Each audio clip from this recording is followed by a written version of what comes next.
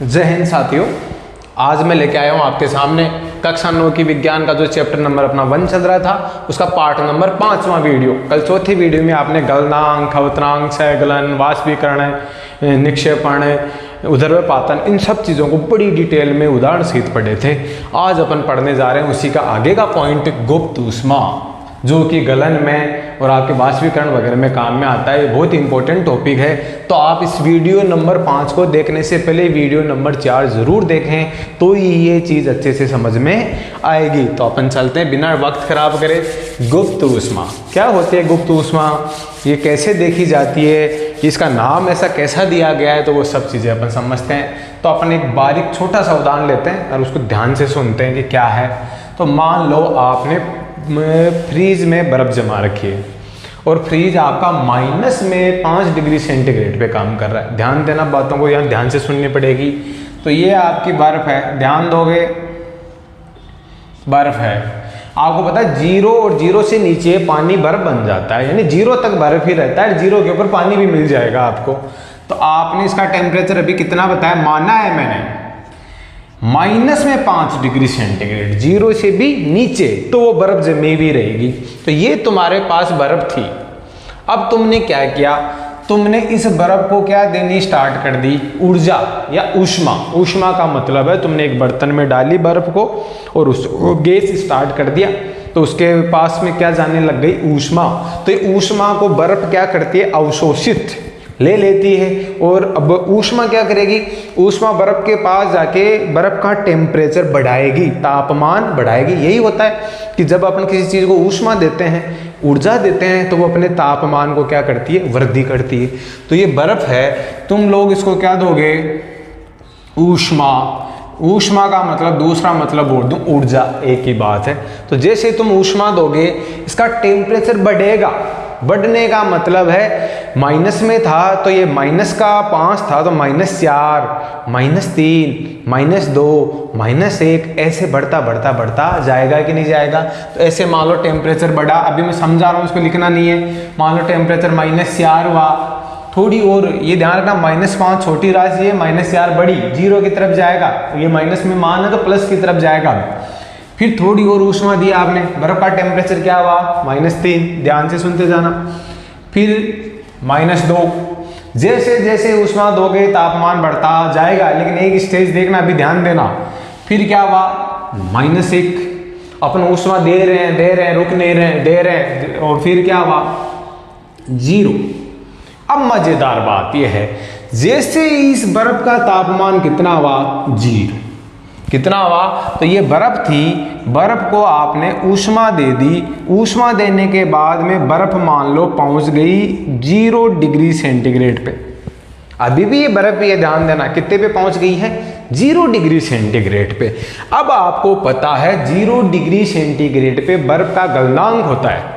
कल ही बताया था कि बर्फ का गलनांक कितना होता है, 0 डिग्री सेंटीग्रेड। 0 डिग्री सेंटीग्रेड पे आते ही गजब की चीज होने वाली है इसके साथ। जैसे अब तुम इसको ऊष्मा दोगे, क्या दोगे, ऊष्मा।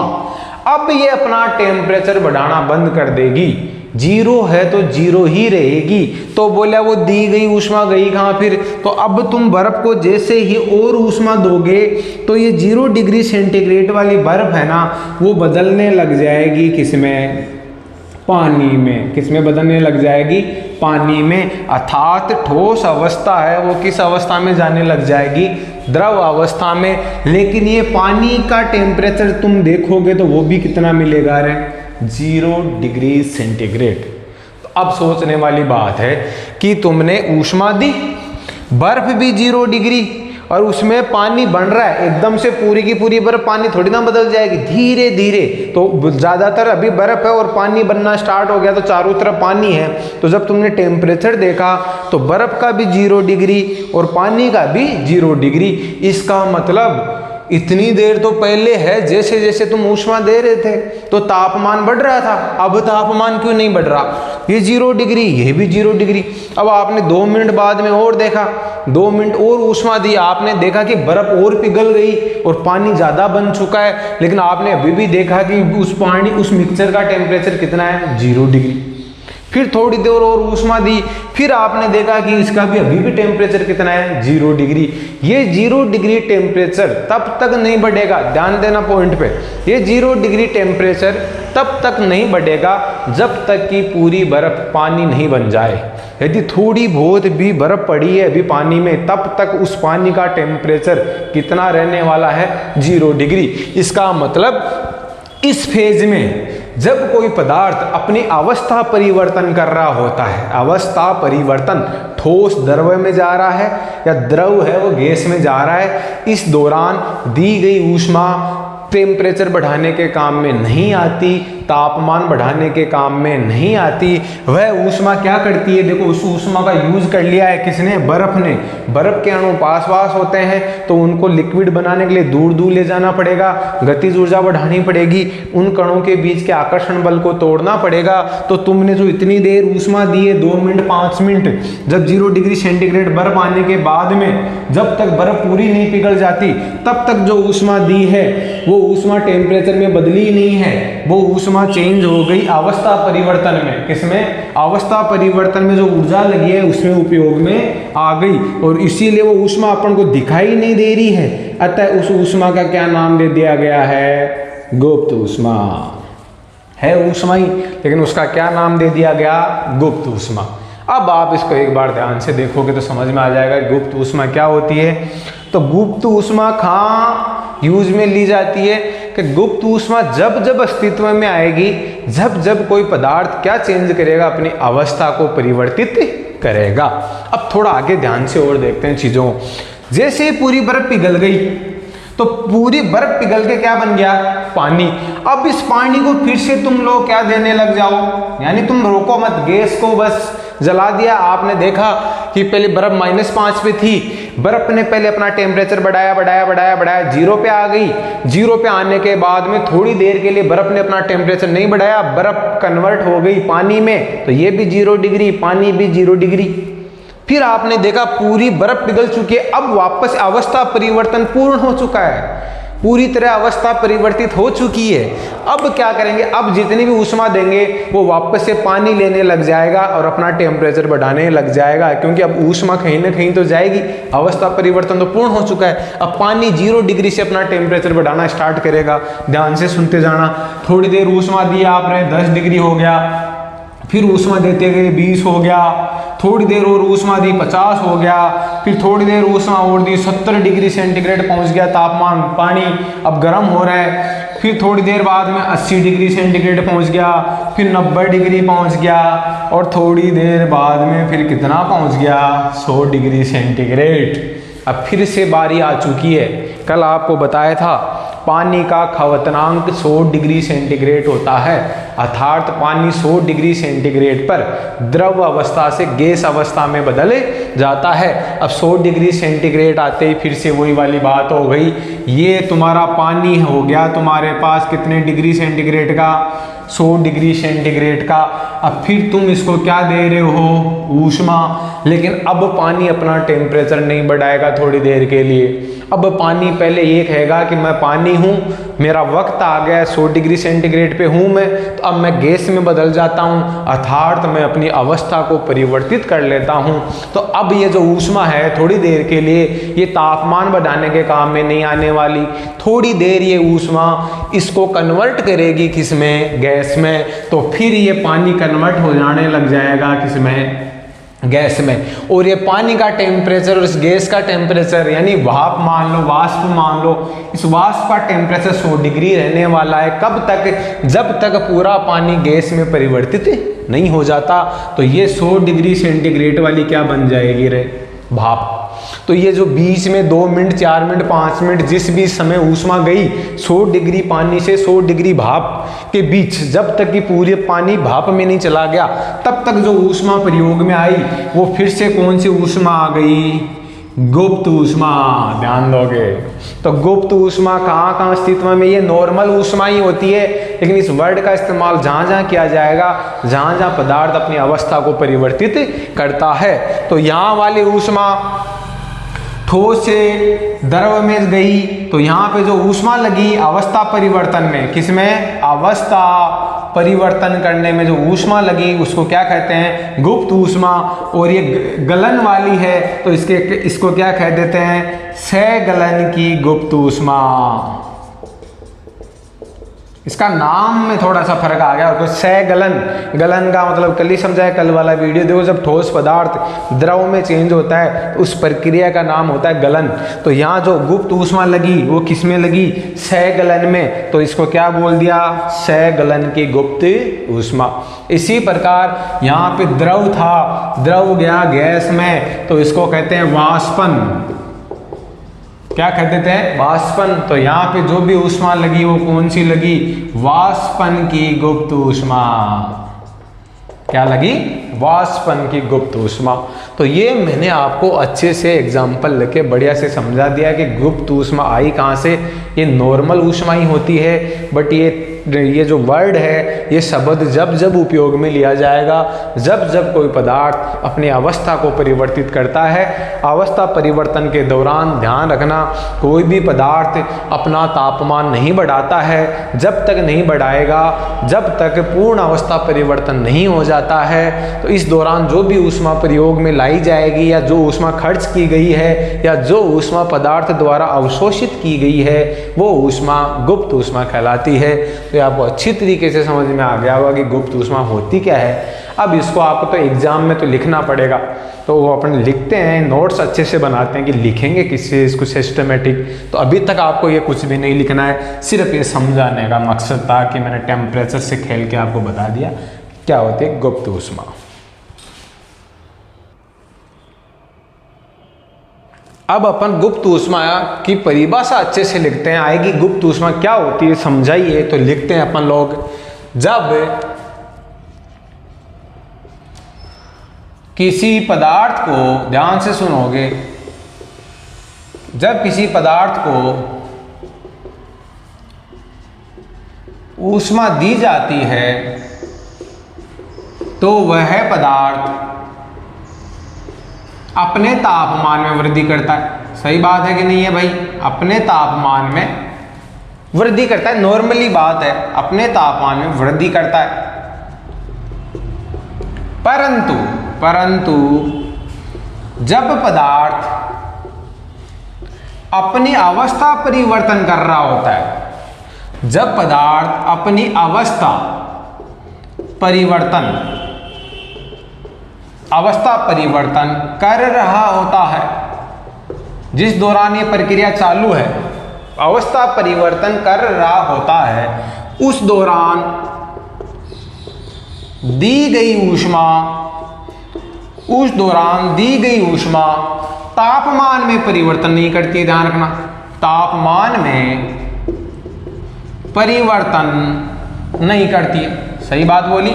इस दौरान 0 डिग्री बर्फ है तो 0 डिग्री पानी ही बनेगा थोड़ी देर के लिए, तो परिवर्तन नहीं, इस दौरान दी गई ऊष्मा तापमान में परिवर्तन नहीं करती है। ओके, अतः इस दौरान की अवशोषित ऊष्मा, इस दौरान की अवशोषित ऊष्मा, जो उसने अवशोषित करी है, अवशोषित का मतलब है पानी द्वारा या बर्फ द्वारा ली गई ऊष्मा, अवशोषित ऊष्मा अवस्था परिवर्तन के काम आती है, अवस्था परिवर्तन के काम आती है। इसी ऊर्जा को या इसी ऊष्मा को क्या कहोगे भाई, गुप्त ऊष्मा कहते हैं। इंपॉर्टेंट है, बहुत अच्छी परिभाषा है, एक बार ध्यान से और देख लो।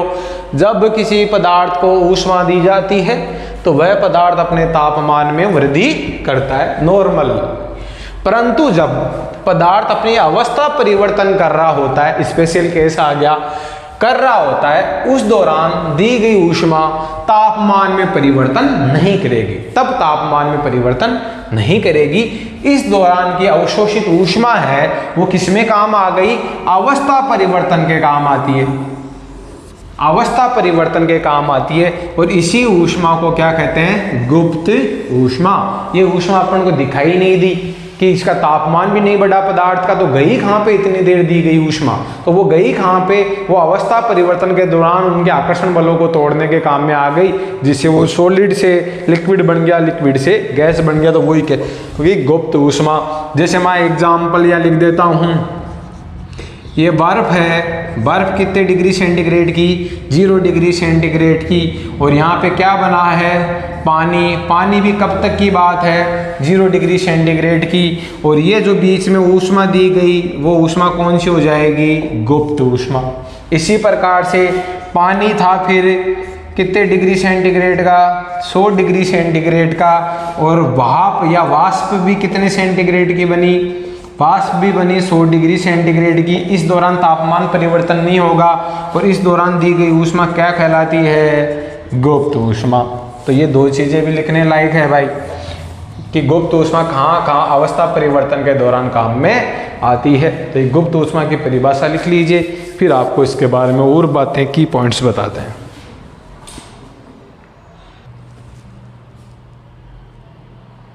अब गुप्त ऊष्मा के ये टाइप पढ़ लेते हैं, जो अभी मैंने आपको समझा तो दिए हैं। पहला टाइप पढ़ लेते हैं, सगलन की गुप्त ऊष्मा। गलन समझ गए, कल पढ़ दिया, गलना, ठोस द्रव्य में जा रहा है। तो लेकिन कुछ स्टैंडर्ड वर्डिंग का इस्तेमाल करते हैं कि 1 किलोग्राम पदार्थ ले लो ताकि ऊष्मा को माप सको। 1 किलोग्राम ठोस लेना है तुम्हें, कितने किलोग्राम, 1 किलोग्राम ठोस लेना है, वो एक वायुमंडलीय दाब पे लेना है, मतलब वायुमंडलीय दाब पे लेना है, वो एक्स्ट्रा प्रेशर वगैरह नहीं होनी चाहिए ताकि इसको नापा ढंग से जा सके। तो मैं क्या करूंगा, 1 किलोग्राम, ध्यान देना, 1 किलोग्राम ठोस को एक वायुमंडलीय दाब पर, एक वायुमंडलीय, कल ही थोड़ी सी चर्चा करी थी वायुमंडलीय दाब क्या होती है, वायुमंडल के द्वारा लगाया गया दाब। तो ये दाब है ना, वो नॉर्मली रखना है एक वायुमंडलीय दाब पर। 1 किलोग्राम ठोस को एक वायुमंडलीय दाब पर पूर्णतः है द्रव में बदलने के लिए, अरे थोड़ा सा गलत हो गया, एक बार मिटा देता हूं। 1 किलोग्राम ठोस को एक वायुमंडलीय दाब पर उसके गलनांक बिंदु पर, यानी उसका गलनांक जैसे 0 डिग्री सेंटीग्रेड पर, तो पर उसके गलनांक बिंदु पर पूर्णतः द्रव में बदलने के लिए आवश्यक ऊष्मा की मात्रा को सगलन की गुप्त ऊष्मा कहते हैं। सगलन की गुप्त ऊष्मा कहते हैं, बहुत ही इंपॉर्टेंट है। टेक्निकली पढ़ोगे तो आपको अच्छे से समझ में आएगी, वरना चीजें बहुत ही हार्ड लगती है कई बार कि ये से क्या समझाई गई है, लेकिन यहाँ पे बहुत अच्छे से आपको समझाई गई है। 1 किलोग्राम ठोस लेना है, पहली बात तो ठोस होना चाहिए। गलन किसका कराओगे, ठोस का। वायुमंडलीय दाब कितनी चाहिए, एक वायुमंडलीय दाब पर उसके गलनांक बिंदु पर। ये जो भी चीजें होती हैं वो कहाँ पे होती हैं, गलनांक पे। तो गलनांक पे हो रही है तो ये मान किस कहाँ मापेंगे अपन, गलनांक बिंदु पर जाना है। तो पानी का गलनांक कितना होता है, 0 डिग्री सेंटीग्रेड में, सॉरी बर्फ का गलनांक पर पूर्णतः है, पूरा चेंज करना है उसको, किसमें, द्रव में बदलने के लिए आवश्यक ऊष्मा की मात्रा को क्या कहते हैं, सगलन की गुप्त ऊष्मा कहते हैं। तो मैं थोड़ा सा लिख लेता हूं एग्जाम्पल, उदाहरण। ये आपने क्या ली है, बर्फ कितने केजी ली है भाई, 1 किलो लेनी है। कितने डिग्री सेंटीग्रेड पे लेनी है, गलनांक बिंदु पे 0 डिग्री सेंटीग्रेड पे। ध्यान देना, हर चीज का अपना एक मतलब होता है। और दाब कितनी लेनी है, 1 वायुमंडलीय दाब। अब 9th क्लास में स्टैंडर्ड पढ़ना स्टार्ट करोगे तो 10th 12th में आपको मजा आने वाला है। 1 वायुमंडलीय दाब, शर्तें लागू होनी चाहिए। बर्फ लेनी है कितने किलो, 1 किलो। कितना डिग्री टेम्परेचर चाहिए, गलनांक बिंदु पे जाना है, तो गलनांक कितना होता है, 0 डिग्री सेंटीग्रेड पे जाना है। दाब तो बर्फ ली कितने किलो ली, 1 किलो। कितने डिग्री सेंटीग्रेड पे ली भाई, 0 डिग्री सेंटीग्रेड पे। वायुमंडलीय दाब कितनी ली, 1 वायुमंडलीय दाब। अब इसको पूर्णतः किसमें परिवर्तित कर दो रे, पानी में परिवर्तित कर दिया, कितने किलो पानी बना, 1 किलो पानी। कितने डिग्री सेंटीग्रेड पे बनेगा, ध्यान रखना टेम्परेचर नहीं बढ़ेगा अवस्था परिवर्तन के दौरान। ये तो खास बात है कि टेम्परेचर नहीं बढ़ेगा, दी गई ऊष्मा अवस्था परिवर्तन में काम आएगी, तापमान बढ़ाने के काम नहीं आएगी। तो 0 पात्र में 0 डिग्री सेंटीग्रेड की बर्फ है वो 0 डिग्री सेंटीग्रेड के पानी में बदल जाएगी और ये वायुमंडलीय दाब वगैरह वही रहने वाले हैं। तो इसके अंदर इस प्रक्रिया में जो भी तुम्हारी ऊष्मा लगी वो हो जाती है सहगलन की गुप्त ऊष्मा। सहगलन की गुप्त ऊष्मा अर्थात 1 किलोग्राम ठोस को गलाने में जो ऊष्मा लगी, गुप्त ऊष्मा लगी, वो हो जाएगी सहगलन की गुप्त ऊष्मा। तो ये डेफिनेशन विथ एग्जाम्पल आपको अच्छे से समझा दिया गया है, इसको नोट डाउन कर लो। इसके बाद में अपन एक वाष्पन की गुप्त ऊष्मा और पढ़ लेते हैं जो आपके सिलेबस में है। अब जैसे तुमने पढ़ा गलन की सहगलन की गुप्त ऊष्मा, वैसे मैंने पहले ही लिख दिया, इसको समझ लेते हैं। अब पढ़ेंगे अपन वाष्पीकरण की गुप्त ऊष्मा। किसकी? वाष्पीकरण। वाष्पीकरण का मतलब को वाष्प में बदलना है, तो वो जैसे आपने गलन की याद करी वैसे वाष्पीकरण की याद हो जाएगी। वाष्पीकरण किसका करते हैं भाई? द्रव का करते हैं। तो 1 किलोग्राम द्रव लेना है, कितने दाब पे लेना है? 1 वायुमंडलीय दाब पे लेना है। तो 1 किलोग्राम द्रव को 1 वायुमंडलीय दाब पर उसके अब किस बिंदु पे लेना है? खवतनांक बिंदु पे। गलनांक पे तो गलन वाली गुप्त ऊष्मा हो गई, अब इसको उबालना है तो खवतनांक पे जाना पड़ेगा। तो खवतनांक बिंदु पर किस पूर्णतः गैस में परिवर्तित करना है द्रव को, गैस में, तो ही उबलना हुआ, तो ही वाष्पीकरण हुआ, तो ही वाष्पीकरण की गुप्त ऊष्मा आएगी। के लिए आवश्यक ऊष्मा है उसको क्या कहेंगे? वाष्पीकरण की गुप्त ऊष्मा कहते हैं। तो ये अच्छे से नोटबुक में आप नोट कर लो कि 1 किलोग्राम द्रव को 1 वायुमंडलीय दाब पर उसके खवतनांक बिंदु पर पूर्णतः गैस में परिवर्तित करने के लिए आवश्यक ऊष्मा को वाष्पीकरण की गुप्त ऊष्मा कहते हैं। फिर मैंने एग्जाम्पल लिख दिया वही, पहले द्रव ले लो 1 किलो, तो मैंने पानी ले लिया, कितने किलो लिया है? 1 किलो पानी लिया है। कितने वायुमंडलीय दाब पे? 1 वायुमंडलीय दाब पे लिया है, टिक लगाता जा रहा हूं मैं। और किस बिंदु पे लेना है? खवतनांक बिंदु। पानी का खवतनांक किस पे? पानी कब उबलना स्टार्ट करता है? 100 डिग्री सेंटीग्रेड पे। तो ये पानी कितने डिग्री वाला लेना है? 100 डिग्री सेंटीग्रेड पे। फिर ये पूर्णतः चेंज हो जाएगा किसमें? वाष्प में। कितने वाष्प बनी? 1 किलो। कितने डिग्री सेंटीग्रेड की बनी? ध्यान रखना टेम्परेचर परिवर्तित नहीं होना चाहिए, अवस्था परिवर्तन होता है, सिर्फ तापमान परिवर्तित नहीं होगा। तो इस दौरान जो भी तुम्हारी ऊष्मा खर्च हुई ये क्या हो जाएगी? गुप्त ऊष्मा। और यहाँ पे वाष्पीकरण में खर्च हुई है तो अतः इसको कह देंगे वाष्पीकरण की गुप्त ऊष्मा।